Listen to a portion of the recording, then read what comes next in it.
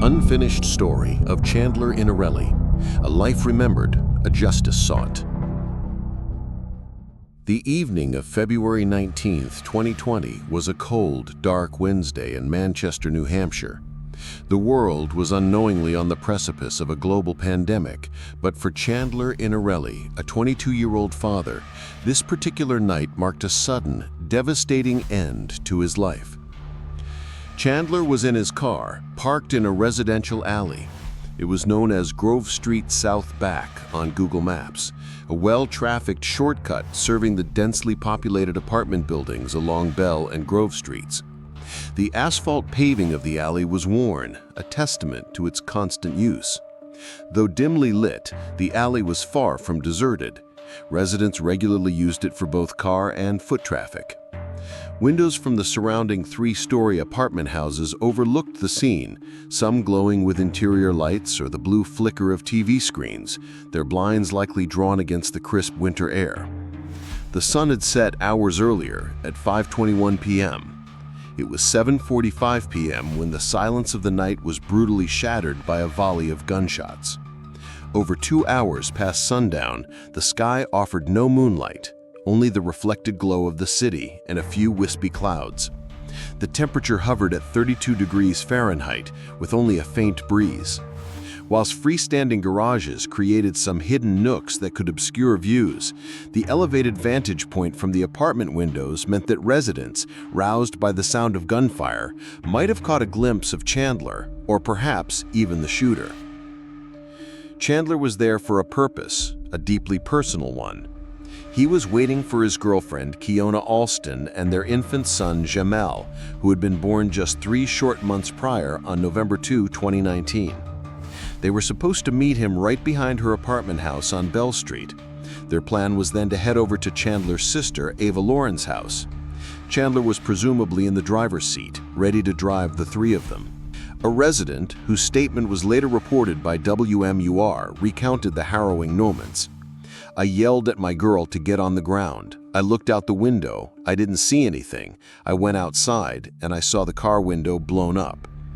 The phrase "blown up" suggested that the glass had been violently shattered, likely by bullets, implying Chandler's window was rolled up and the assailant had fired directly through it as he sat in the driver's seat.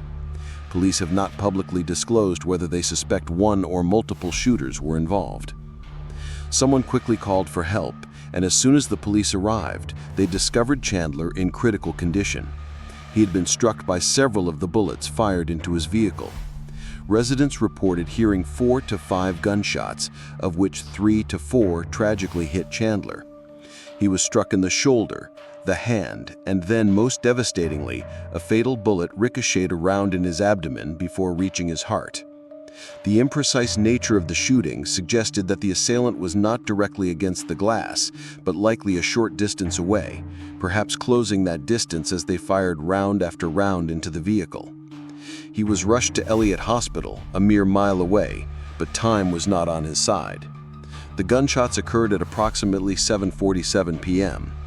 Medical staff pronounced Chandler Innarelli dead at 8:14 p.m. It was a mere 30 minutes, and it appears Chandler was unconscious for that entire agonizing period. And just like that, Chandler's brief yet vibrant 22 years of life came to an abrupt end. Born on June 24, 1997, Chandler was the second child of Amy Innarelli-Houle. His older sister, Ava Lauren, was born 4 years earlier. Their parents, Amy and Fred, separated when Chandler was 2. From his earliest years, Chandler was described as a handful. Amy, balancing work with raising 2 young children, found it incredibly difficult. She was a dedicated mother, returning to work just 3 weeks after Chandler was born. His early daycare experiences were a constant struggle. One by one, from a seasoned teacher to kindercare, the YMCA, and Little Angels, each program eventually found him too much to handle. Amy often felt she was trying to fit a square block into a circular hole with him, acknowledging that raising Chandler demanded a ton of patience. Despite the behavioral challenges he presented, his teachers universally loved him. With his ruddy cheeks, short blonde hair, and a determined cowlick, he was characterized as energetic, possessing a brilliant smile and being incredibly affectionate. He went full in at everything he did, which could be challenging, one preschool teacher noted. Amy recalled him joking around even from a young age, charming, hard to stay mad at. His crystal blue eyes, big smiles, and loving hugs could often melt her anger even in the middle of a lecture. His academic journey was equally tumultuous. After only 3 months in first grade at St. Benedict's, a Catholic school, he transferred to Webster Elementary. At the end of that year, he was diagnosed with attention deficit hyperactive disorder, ADHD. The school stated that he wasn't succeeding and was too much of a distraction to others. Amy reluctantly agreed to medication, and in second grade he was placed in a self-contained classroom, essentially a catch-all for students with various disabilities who couldn't fit into regular classrooms. Amy didn't believe this environment was beneficial. In fact, she thought it exacerbated his problems. She equated it to a babysitting room where he picked up negative behaviors and learned to manipulate adults. Accountability was low, and he continued to fall further behind academically, despite being capable of much of the work. Amy recounted he would get very upset and annoyed with other things that were going on in the classroom, so then his responses or reactions were, clearly not appropriate. He would scream or, swear at them, and then the teachers would come down on him, and he felt that was unjust. So it was just a vicious cycle. With each year, his behaviors got worse, where he started threatening people or throwing chairs. It was insane, and I kept saying, let's get him out of here. Let's get him into mainstream. He can do this. Outside of school, he was a wanderer, difficult to keep tabs on. Amy spent countless afternoons and evenings driving around, searching for him, even from a young age. She'd often find him at the basketball court, in the woods, or at the pool. He didn't have real friends when he was young. He just did his own thing. He was popular and well-loved, but he always went out by himself. He knew how to entertain himself. Amy remembered him as almost an absent-minded explorer, oblivious to danger, losing track of time and often his own belongings. She recalled he had over 10 bikes that were either lost or stolen. Amy attempted to channel his boundless energy into sports. He played t-ball for one season and soccer for another, but nothing truly stuck. He loved playing sports, but the structured environment of teams and practices didn't appeal to him. As he grew older, he developed a profound love for basketball, spending countless hours on courts, though he never played on an organized team. He also completed 2 years of karate, earning his green belt, but like many pursuits in Chandler's life, it was short-lived. Chandler struggled with regulating his emotions. He grappled with executive dysfunction, issues with impulse control, directing focus, initiating tasks, planning, and goal setting. Yet beneath these challenges was a bright and curious boy who loved to read. Amy fondly remembered, loved science books, magic books, loved to read the Guinness Book of World Records and spurt out facts. He kept a copy of the Bible in his room, and Amy would often find him reading it on his own volition. He was fascinated by the weather and excelled at board games, particularly word games like Scrabble and Bananagrams. In 2009, when Chandler was 12, Amy began dating Michael, her future husband. Michael was straight-laced and struggled to understand Chandler's unique way of being, leading to years of persistent conflict between them. Amy tirelessly worked for years to get Chandler back into a regular classroom setting. He did have a few opportunities, even making the honor roll once or twice. However, after 7 years of being in and out of a self-contained classroom, all the way through 8th grade, he entered high school, and Amy finally got her wish for him to be in a mainstream environment. It was a huge change, and he was behind the other kids, unsure how to navigate the new setting. In 2012, when Chandler was 15, the conflict with Amy reached a critical point. Amy had been researching the troubled teen industry and found a program in North Carolina called SUAS, which originally stood for the School of Urban and Wilderness Survival, though by 2012 they had coined a new meaning: structure, unconditional support, wilderness impact, and success. One of its fundamental tenets was immersing kids in nature and teaching them survival skills. Despite the significant cost, tens of thousands of dollars, Amy made the agonizing decision to send him there. It was one of the most difficult choices she ever faced. Amy recounted the experience. "My husband and I flew to North Carolina for Chandler's graduation of the program. We attended a 2-day parenting workshop before we could even see him. And on the 3rd day is when we were able to see Chandler. And we all hiked up to a spot and set up camp not too far from base. And there were several other families that were reuniting with their sons as well. All of the participants were supposed to show us the skills they learned using a bow drill to start a fire and cook for us. However, during family time, we had to go over the house rules, and Chandler grew angry, threw a fit, left us, and didn't come back, and he stayed at the base in his bunk. And there we were in the woods, hungry, sleeping on the ground." And it was then that I saw that the risk outweighed the reward, Amy continued. "So the next morning, Chandler went base, and we headed home. And Chandler never fully forgave me for sending him there. And truly that was the root of a lot of the issues with me that just never got over." Chandler felt deeply betrayed by this experience, and their already strained relationship was shattered. It was during this time that Chandler was also diagnosed with oppositional defiance disorder, or ODD, a condition characterized by an angry and irritable mood and argumentative, defiant, hurtful, or vindictive behavior often accompany ADHD. After this experience, he returned to high school but continued to struggle. Ultimately, he dropped out after accumulating enough credits to be considered a sophomore. When Chandler turned 20, he finally obtained his driver's license. Around this point, Chandler and Amy shared a particularly memorable dinner together. "Chandler and I had dinner plans on Saturday night," Amy recalled, "and Chandler, being Chandler, asked if his stepbrother could come, and I said sure. And it then turned into 2 friends, and then 4 friends ended up showing up. I wasn't sure what I was going to be getting myself into, but I'd say that this night my heart was filled with joy. I can't even express what an enjoyable time I had with these young men, and more importantly, Chandler. It was a truly eclectic group of friends who all hung out, chowing down and laughing. I asked one of the young men how he met Chandler. He explained they had gone to junior high school together, and one day he was being bullied when Chandler stepped in and defended him. They didn't know each other at the time, but they became fast friends. That was Chandler. He always stood up for the underdog and injustices." At the beginning of 2019, Chandler met a young woman named Kiona through her little brother, whom Chandler was teaching to play basketball on neighborhood courts. A romantic interest blossomed between them. In June 2019, Chandler broke the news to Amy that he was going to be a dad. He called Amy from the ER where he was undergoing a medical procedure. Amy, who was working in Massachusetts that day, immediately left work to meet him. When he came out, she was waiting in the parking lot. They talked for an hour about his dreams and the future. Amy was naturally concerned because he wasn't working consistently, and she worried about how they would provide for the baby, but she was certain that he would be a great dad. On November 2nd, 2019, Jahmel was born, a healthy child. Chandler felt a huge shift in his life with the arrival of fatherhood. He embraced the mantle of responsibility and found a renewed sense of purpose. He was taking positive steps to get his life on track, setting goals for the future. He had no idea that this transformative period would be the final 3.5 months of his life.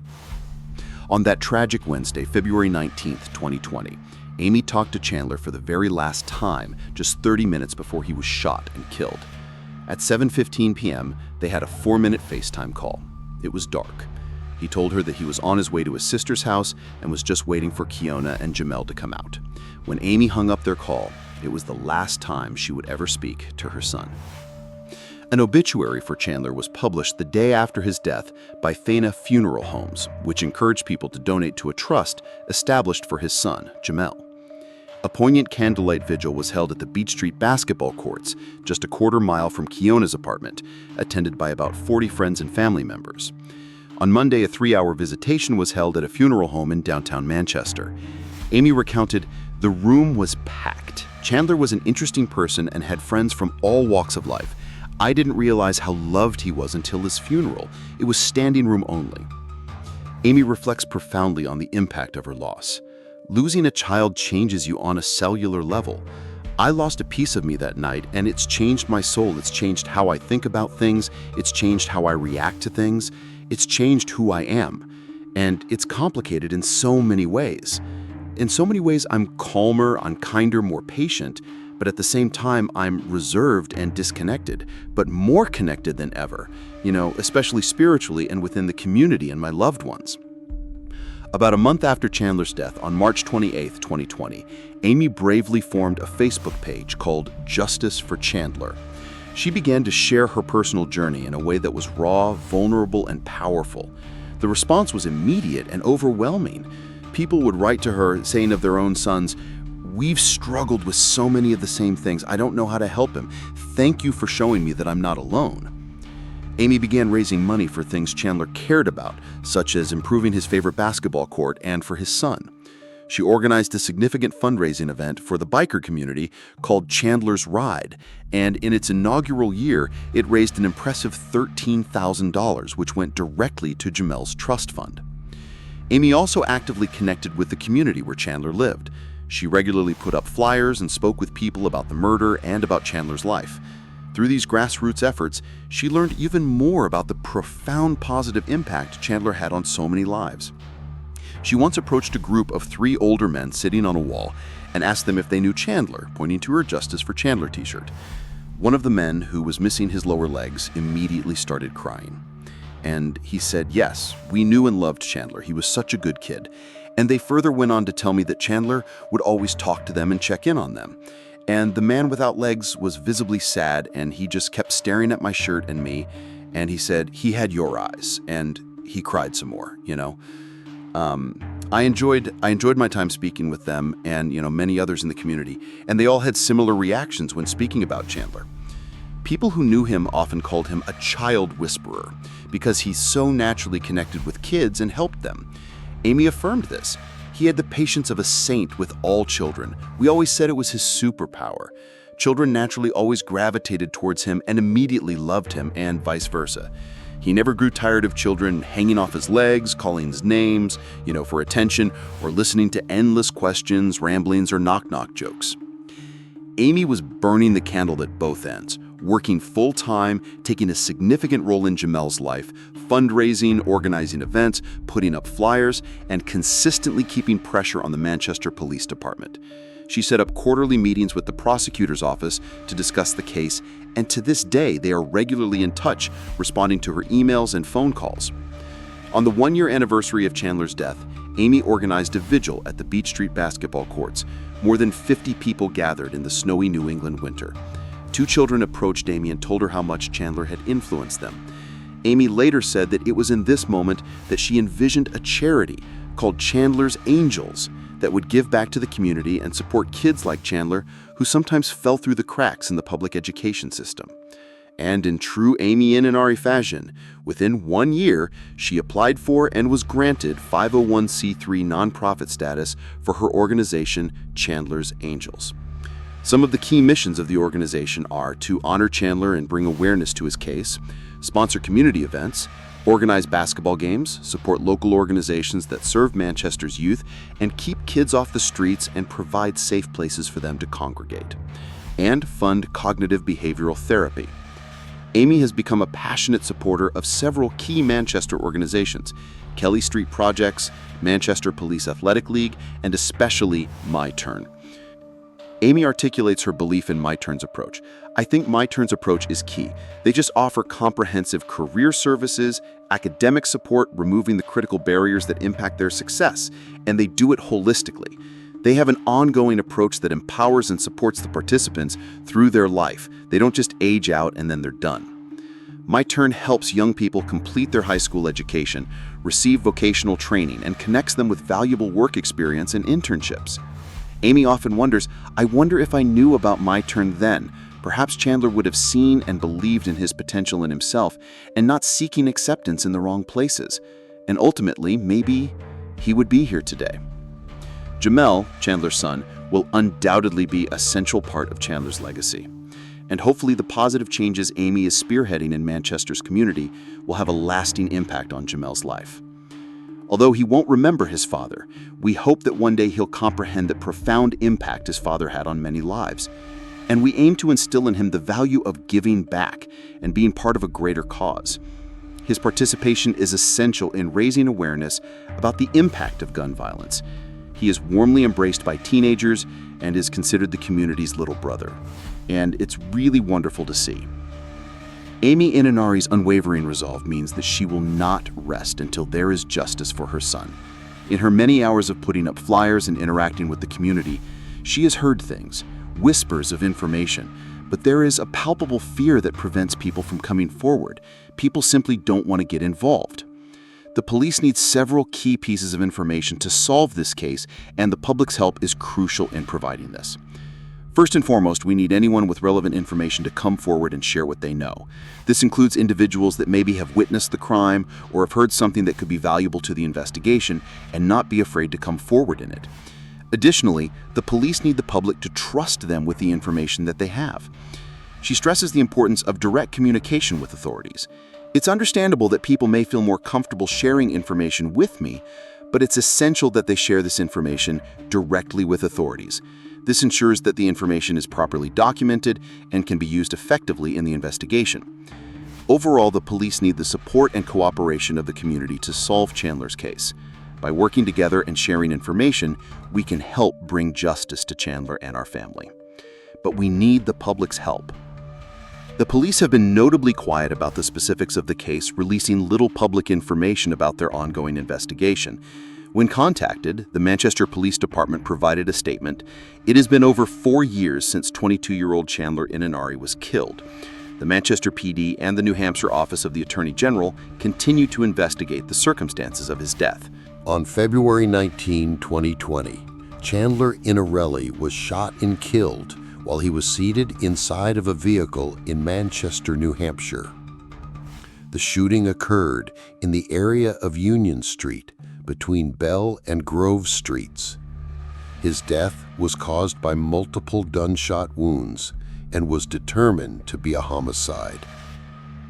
We want to convey our admiration and respect for the continued dedication of Chandler's family and loved ones, especially his mother Amy, in working to get Chandler's murder case solved. The plea remains for the public's assistance. If you have any information about the murder of Chandler Innarelli, no matter how trivial you believe it to be, please contact Detective Sergeant Ryan Brandreth at 603-792-5545 or Detective Timothy Carter at 603-668-8711. If you would prefer to remain anonymous, you can contact the Manchester Crime Line at 603-624-4040, which offers cash rewards for information leading to an arrest. The search for answers persists, fueled by a mother's love and the hope that someone will eventually come forward to provide the crucial information needed to bring justice for Chandler and, finally, a measure of peace to his grieving family.